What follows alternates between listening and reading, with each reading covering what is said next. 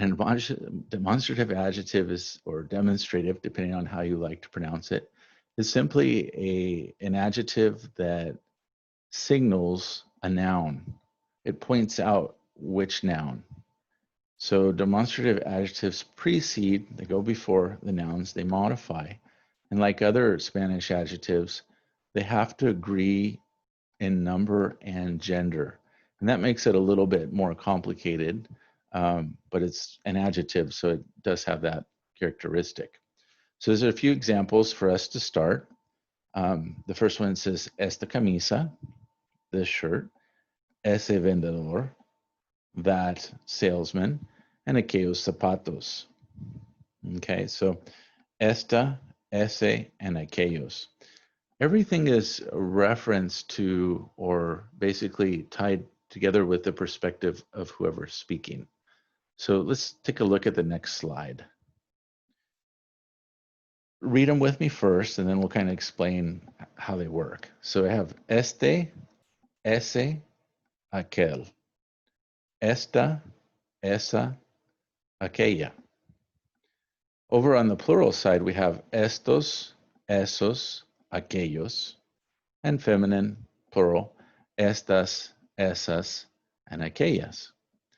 So as we're looking at this, some of you are like, oh, what is this? It's just equivalent to this or that. So it's really not that complicated. But there are different words, so they do have to be memorized. If I'm looking at, I have a pencil. One of these is a pencil. Yeah, it's a mechanical pencil right here. It's masculine and it's singular. So I would say este lápiz, este lápiz. If I had, a pen and it's singular, I would say esta pluma. So it's dependent on the noun, if it's masculine or feminine, or if it's singular or plural. The next one is if you imagine yourself for a quick second that you're talking to somebody and they have a book and you want to say that book that you have. So you would say ese libro que tú tienes. So basically the second, if we were to kind of draw a line here, this would be, of course, close to you. This would be the next in terms of spatial distance, right? So it's just a little bit further away from me. So I could say that pen, if the pen is far away, and let's say it's on the desk, I could say esa pluma. Or if it's a book, ese libro. But it's not in my hands. I'm not touching it. So I would say este if it was in my hands, referring to the book. But ese if it's sitting on the desk, not too far from me. Again, everything is referenced to the speaker. Okay, that's the reference point. The last one, aquel, is when it's furthest away, very, very far away. So I might say aquel carro or aquel edificio, that building or that car, but it's furthest away. So we have all three of those there. You have este, ese, and aquel, and then you have the feminine version, esta, esa, and aquella. Again, they all depend on the noun, and these would go before the noun.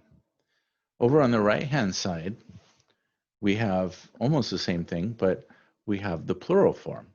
So let me see if I have any extra pens here or pencils.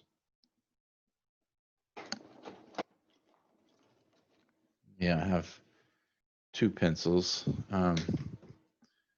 So I want to say these pencils. One's a mechanical pencil, okay? So I would say estos lápices. Estos lápices. Okay? If they were pens, which I'm sure I have another pen here somewhere. There it is. I would say estas plumas. Again, I'm just looking at the fact that it's feminine and it's plural to add that AS on the end versus the OS, which would imply masculine and plurality. Okay, same thing with those. If they're a little bit further away from me, and I say those books, esos libros, or those pens that are just a little bit away from me, esas plumas. If they're very far away from me, like those cars way down there, I would say aquellos carros or aquellas plumas. They were, I don't know, in the other room perhaps. So, but it would have to be further away. So this is singular, and then of course this is plural. All right, let's go ahead and look at the next slide. There are 3 sets of demonstrative adjectives. To determine which one to use, you have to establish the relationship between the speaker and the noun. And this is basically based on distance. Okay, next one. Here we have an example. Guy sitting down, looks like he's in some type of shoe store, maybe. And he says, me gustan estos zapatos. Me gustan estos zapatos. So again, just to remind you, it has an N because zapatos is plural. But he's saying, I like these shoes. I like these shoes. He's touching them. So therefore, it's estos. If he was talking about the shoes that maybe she was, trying on or whatever, then instead of saying estos, he would say esos. You understand? So it's not too hard. It's just kind of going through and memorizing those forms. The demonstrative adjectives ese, esa, and esos, and esas are used to point out nouns that are not close in space and time to the speaker. They may, however, be close to the listener. Okay? In other words, it's a little bit further away from you, the speaker. So she says, prefiero esos zapatos, and they're not close to her. They're closer to him, but nevertheless, it's reference to her speaking. So prefiero esos zapatos. I prefer those shoes. Okay, next slide. The demonstrative adjectives aquel, aquella, aquellos, and aquellas are used to point out nouns that are far away. So they give you an example from this, and it says, what does it say? Aquel auto es de mi hermana. So that car way over there belongs to my sister. So aquel, because we're talking about auto. Auto is masculine and singular. So we always got to look at that noun right there to determine what that adjective is going to be. All right, let's take a look at the next slide. Demonstrative pronouns are identical to their corresponding demonstrative adjectives, with the exception that they carry a written accent mark on the stressed vowel. I don't worry too much about the pronouns. I more worry about you guys getting the adjectives. Why?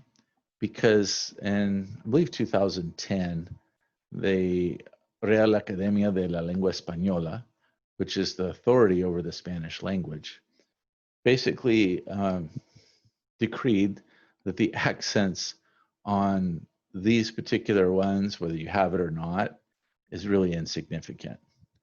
Unfortunately, a lot of teachers still have learned that you got to put an accent on a pronoun, and so they make students do the same. So do be careful if you get into another class. You might want to remind the teacher, in this case, that the accents are insignificant.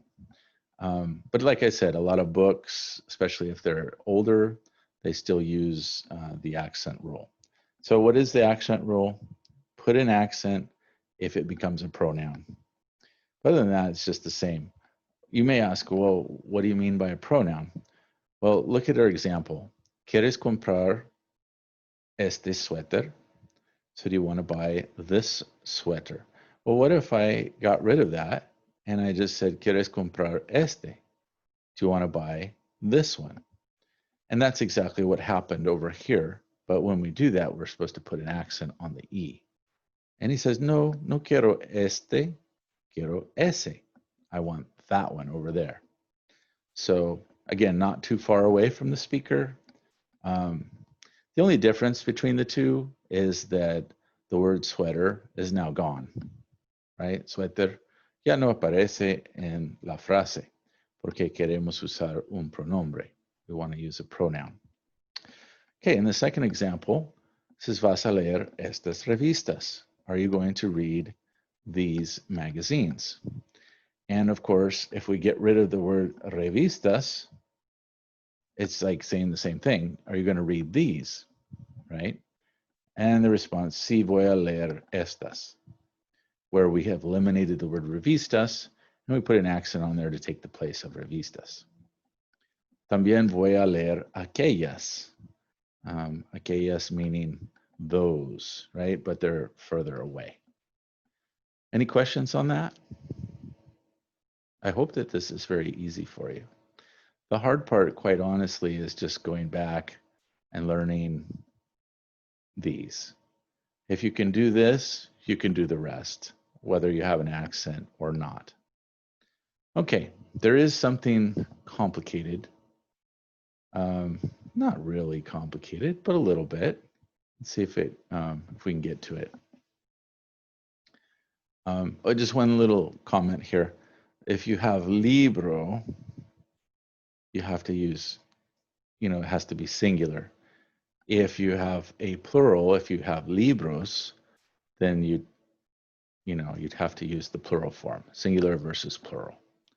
So be careful with that. They do have to agree in gender and number. Okay, this is the part that I was telling you about that's somewhat difficult. So we had, if we're using the masculine form, again, what are they? We'd say este, ese, and aquel, right? Este, ese, and aquel. If we're using the feminine, we'd say esta, esa, and aquella for feminine form. When we do this, we have three neuter demonstrative pronouns. So neuter means it's neutral. It's not masculine nor feminine. And this kind of throws a wrench into the system of este and esta. Now we have esto. Instead of ese or esa, we have eso. And aquello is different from aquel, right, or aquella. So what are these and when do you use them? These forms refer to unidentified or unspecified nouns, situations, idea, and concepts. And I'm just going to highlight the word concepts because it's the easiest way to remember it. They don't change in gender or number, okay? And they never carry an accent mark.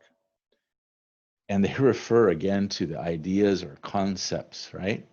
So maybe you don't know if you're going to define it as feminine or masculine, and you say, what is this? ¿Qué es esto? ¿Qué es esto? It's not masculine, it's not feminine, right? ¿Qué es esto? What's the whole idea here? And then maybe you're referring to that whole concept again. Eso es interesante. Well, what is interesting? The whole concept is interesting. Eso es interesante.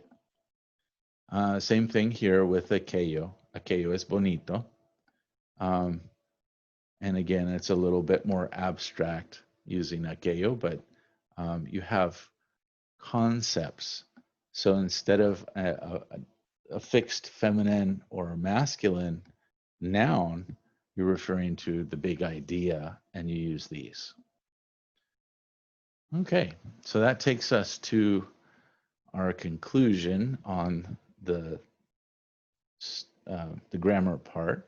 Let's go ahead and see if we can answer some of these correctly. And let me see, I think I can annotate it a little bit as we go through here.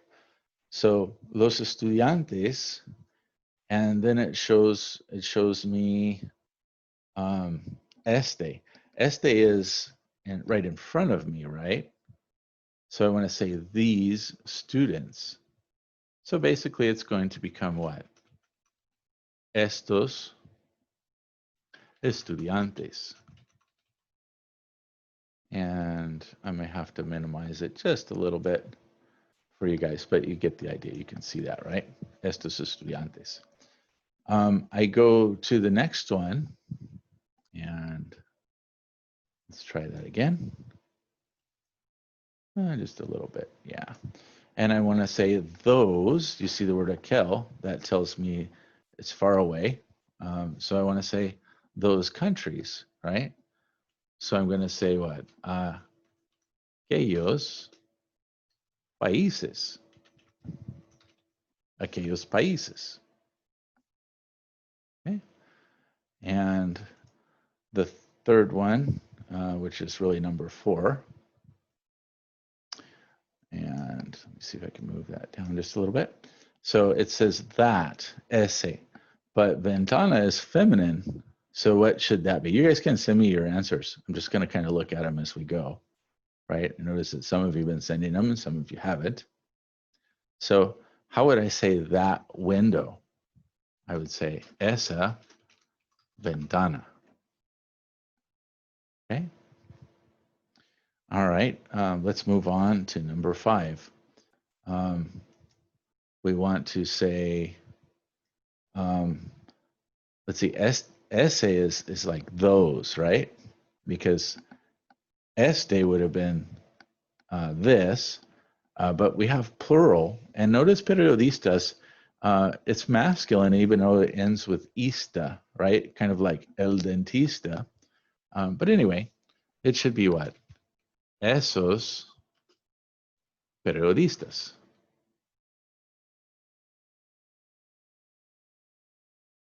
Okay.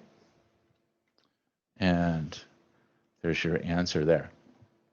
Okay, number 6 is extremely easy. I like number 6 because it says that and boy, but if you notice that chico is already singular and masculine, so I'm going to say aquel chico. And so there's no difference there. Okay, moving on to the next one. I have sandals, las sandalias. That's how you say sandals in Spanish, sandalias. And it gives me the wrong form. It says este, right? And I need to say these, right? It's plural. So I'm going to say what? Estas sandalias. Estas sandalias. And finally, we're going to say these, excuse me, those girls. So we're going to say aquellas chicas. And that should give us our answers there. All right. So it's pretty straightforward. Take a look, take a snapshot if you need. This is actually one of your activities that was done of the 11. I forget which one, probably one of the first ones. But it kind of gives you an idea of how that works. So the noun is really what informs the adjective as to the number and gender that you're using. Okay, so let me go ahead and clear that off. Clear my drawings. Okay, and let's go ahead and take a look at a little more exercise. I have another one that is online, and it's very good. But let me see if I can find it. I think I deleted the page, so I'm just going to put it up here. I want to go to Colby.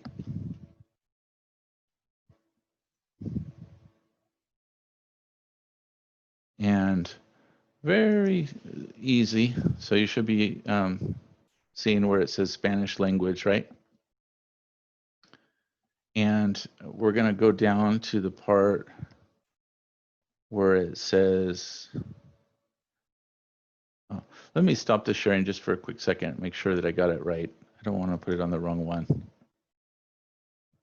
That wouldn't be very good. So we're going to go down to the part where we're dealing with the same concept that we're looking at, not pronouns. So we just kind of look through here. And what is it that we're looking at? Preterite, pronouns. It is kind of a pronoun.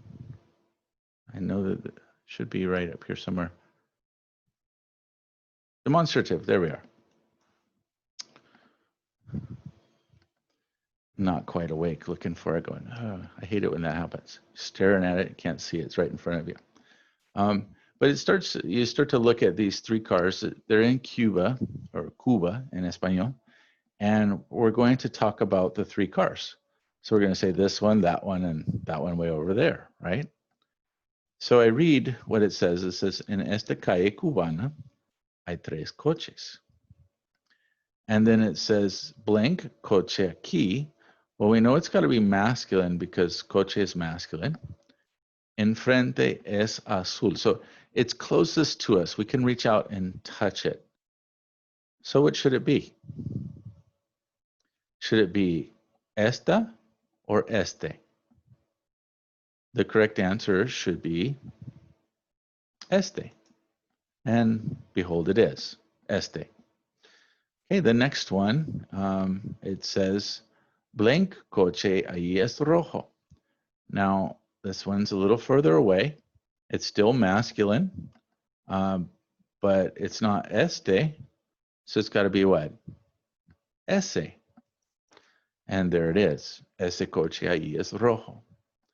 And the third one, referring to the car way over there, el coche más allá es amarillo. And how do we refer to a masculine thing that's super far away? Was not aquella, but it's what? Aquel. And lo and behold, that's the correct answer. Let's move down just a little bit.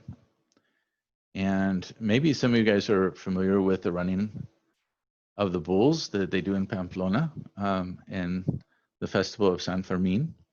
It's pretty crazy.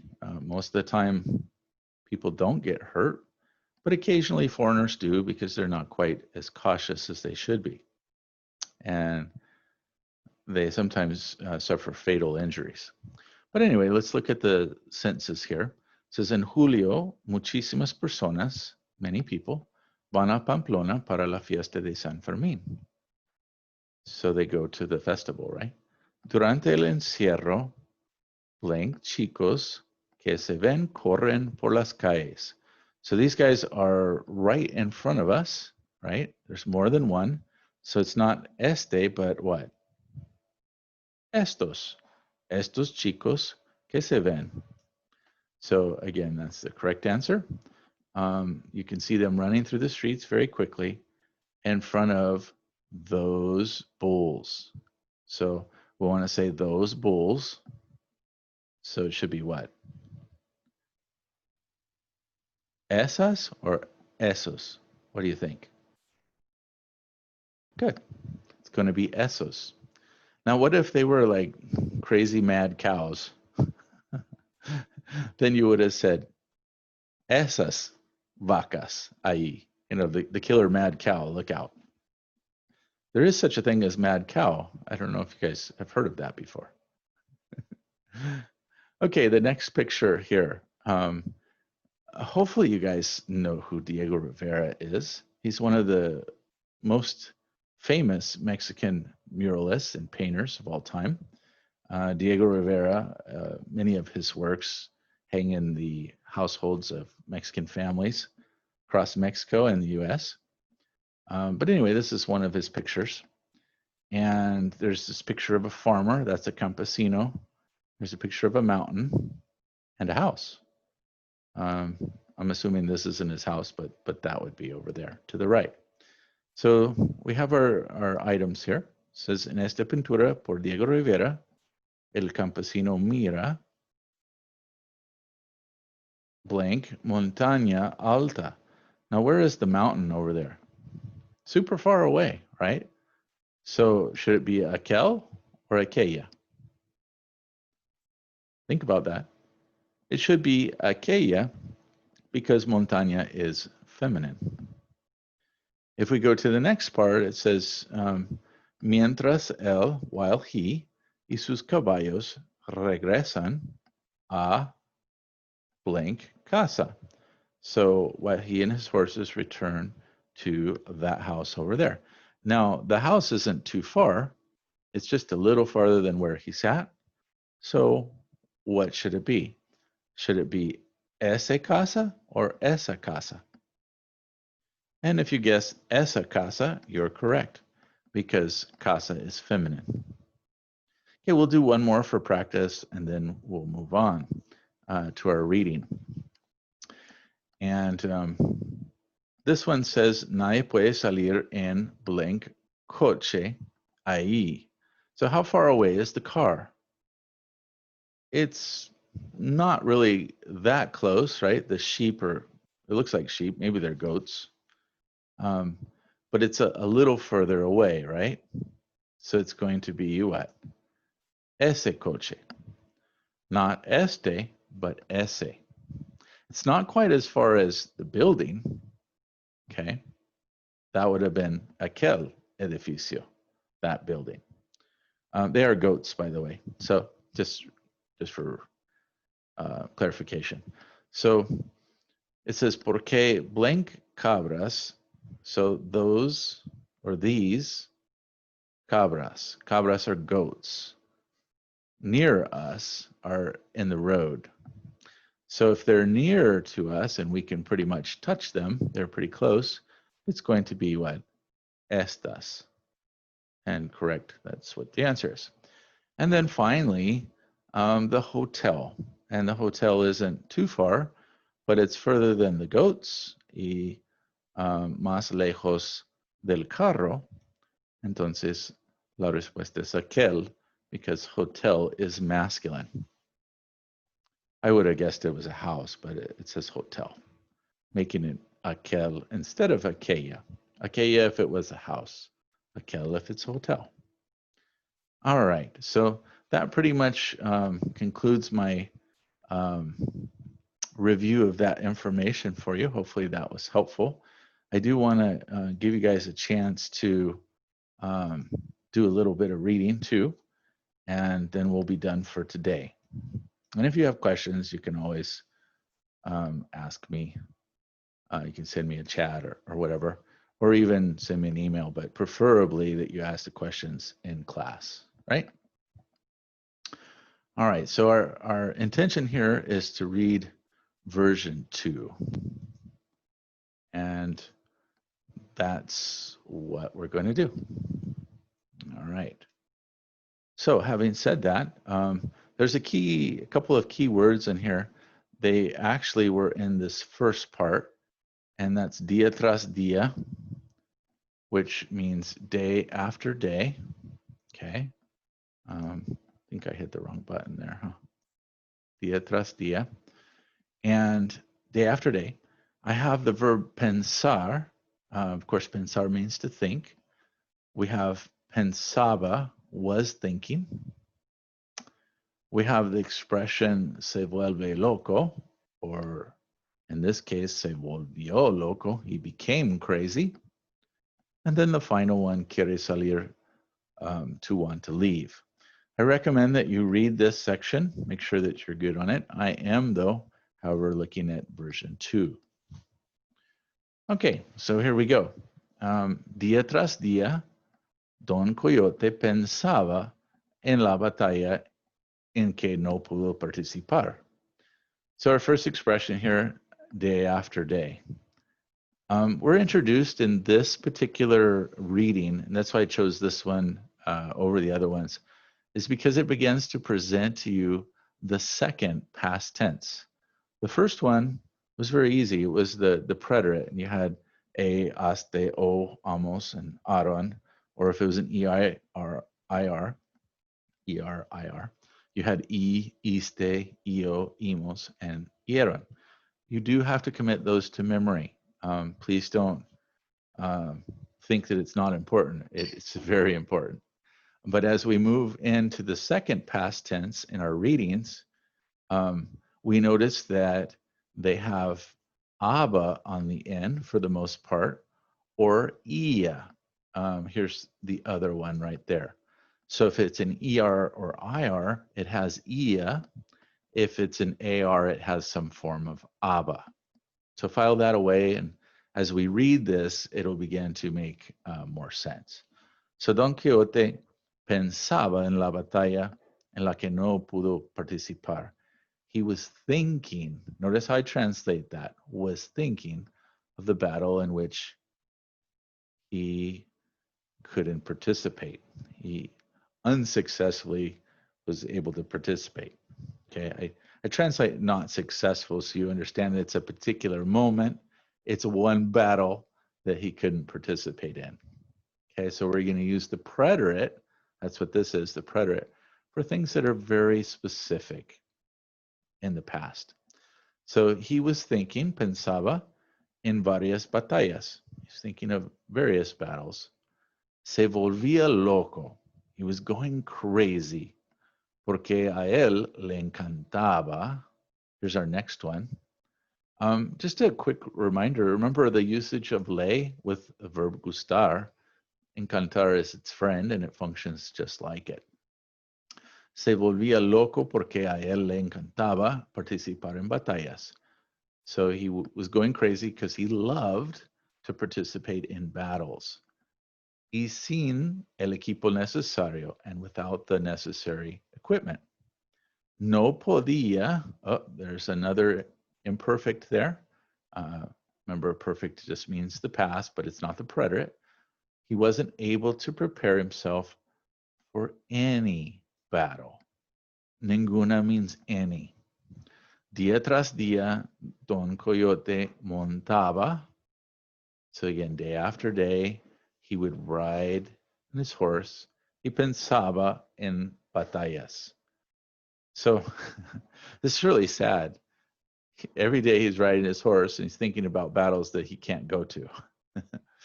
A él le encantaba. Okay, he loved to ride his horse and participate in battles. Quería, ooh, there's another imperfect. Wanted. That's how you say wanted in the past. Quería salir. He wanted to go out. Y batallar, and battle. Como batallaba, as, como means as he battled when he was young. Juventud is youth, in his youth. Juventud. It's a good word. You should probably know it. Comes up, but not quite as frequently. You probably know the word joven, which is young. Juventud is youth. So día tras día pensaba, he would think about solutions para resolver su problema, to resolve his problem. Pensaba, he was thinking. I love battles. Just a quick reminder, gustar as well as encantar have an N if the object that follows them is plural. So batallas is plural. Even though we have the subject over here, may, it's not like a regular verb where you would have an O if you were talking about yourself. But verbs like encantar and gustar change, they throw an N on it or don't, depending on the word that follows. If it's a verb, it's singular. If it's a noun that's plural, it gets an N. Okay?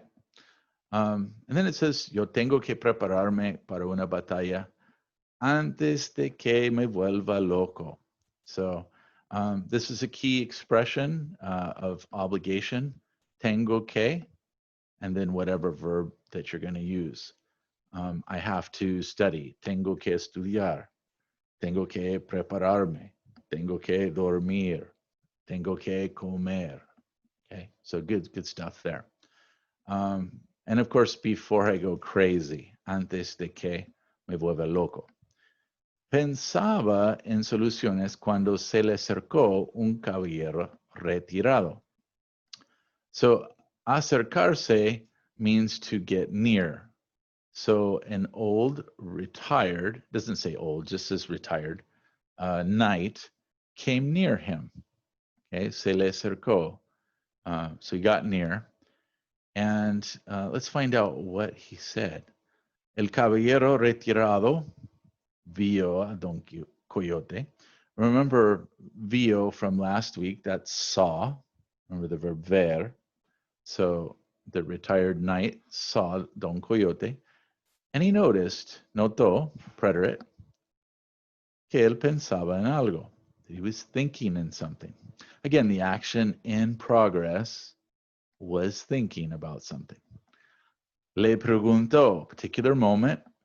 Remember the le, because he's got to ask somebody.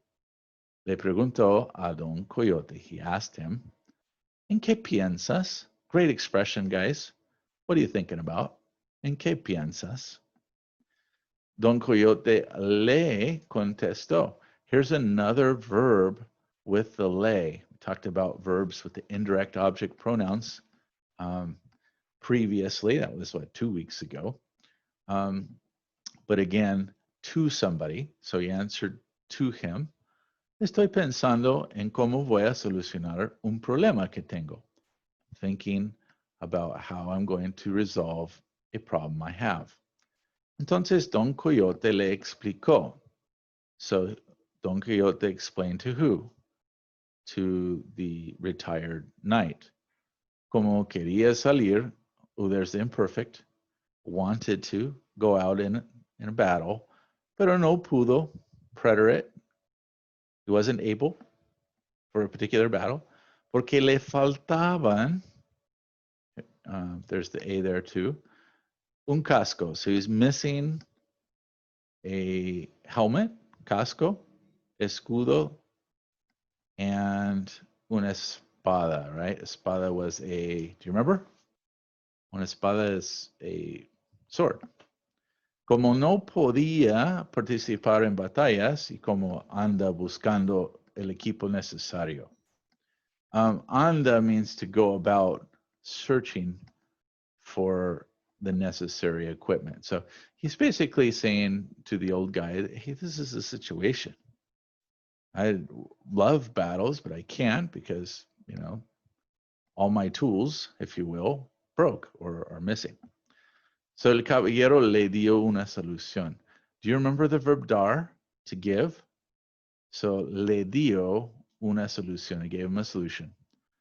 Entra en una batalla sin means without, el equipo, y roba lo que necesitas de otro caballero. I don't know if this is a good solution, guys. But he says, enter into a battle without any equipment and rob what you need from another knight. Sound like a good one? Al oír esto, Don Coyote se montó.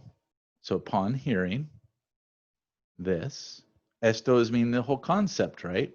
Not este, not esta, but esto, the whole concept.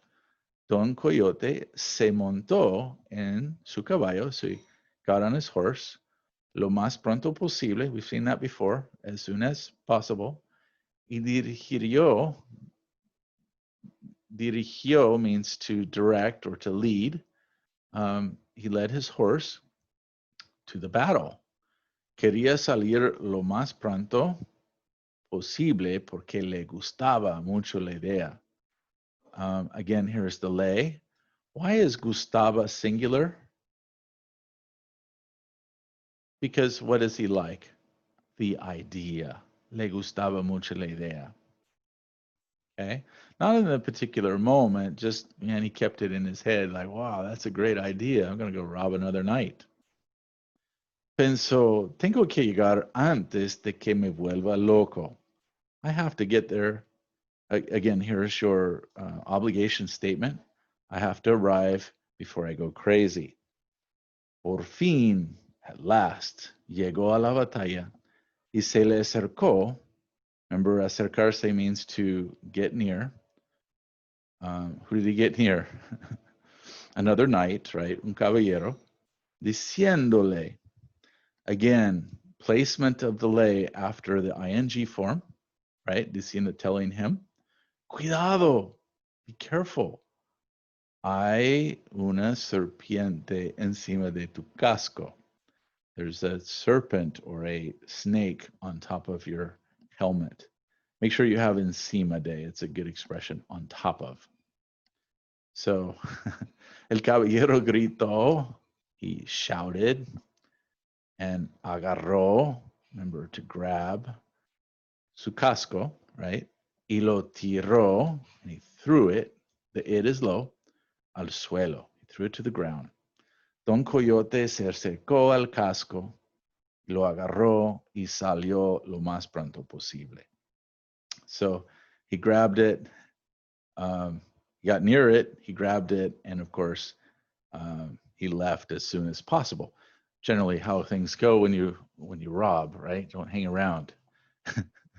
So next time we meet together, we'll actually go over the how he gets the rest of his armor. But I wanted to give you guys some practice reading today and kind of move through that and just kind of enjoy the reading. So again, a couple of things. Don't forget, you got to do your homework and go over the reading, and you should be good. Just Mr. Harris wishing you a great day. Talk to you later. And of course, I'll be here for a few extra moments if you have questions. Okay, thank you. Bye-bye. Adios.